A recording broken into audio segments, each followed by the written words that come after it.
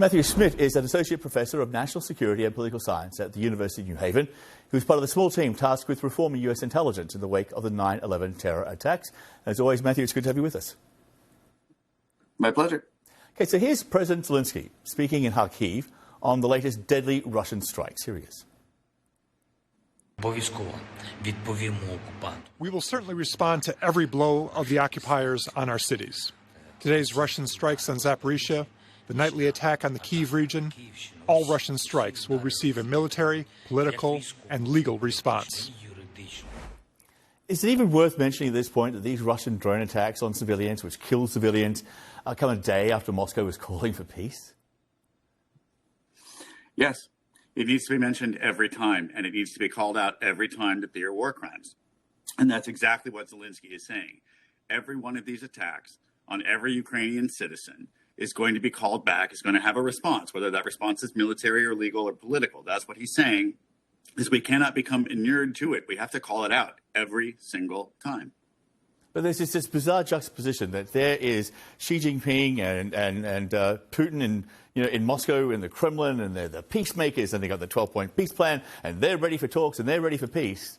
And then this. The only way, John, that you can get your head around this is to understand that in Vladimir Putin's mind, the people that he is fighting in Ukraine are not human beings, right? He is fighting for Russians that he sees as Russians that happen to live in a territory of a country we call Ukraine.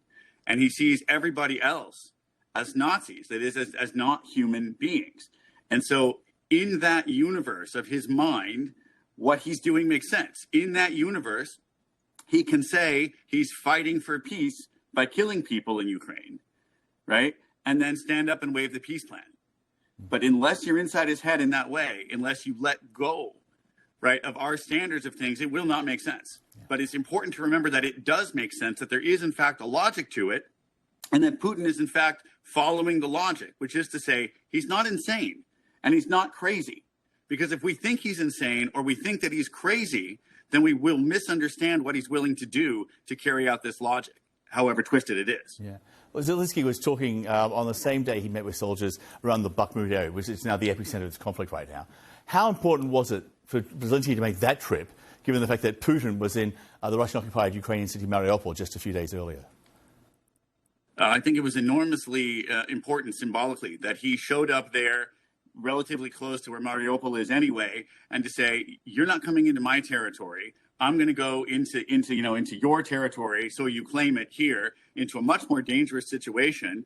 And I'm going to, puff my chest out and say, what you did wasn't brave in Mariupol, but what I'm doing here is, and my people are, and we will win because we're basically braver than you are. It's incredibly, incredibly important for him to do that for his own people. The Ukrainian president also made mention of the extent of the destruction caused by the Russian invasion in eastern Ukraine. Here he is again. It is painful to look at the cities of Donbass, to which Russia has brought such terrible suffering, the ruin, the almost constant, hourly air raid siren in Kramatorsk, the constant threat of shelling, the constant threat to life.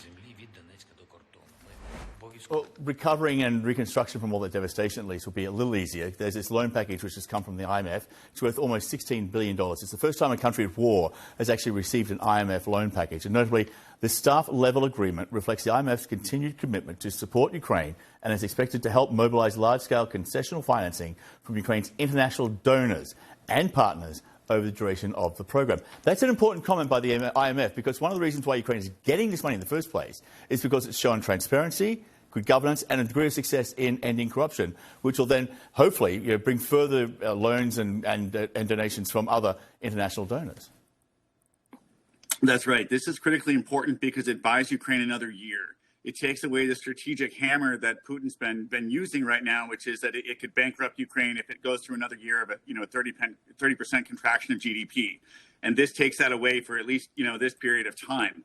It's also important because it shows that all of those firings, right, and everything we've been reading about the corruption in Zelensky's administration that he's been getting rid of, right, that's working. It's working well enough that the IMF has agreed to do this. In fact, probably you wouldn't have had the announcement today if those things hadn't happened.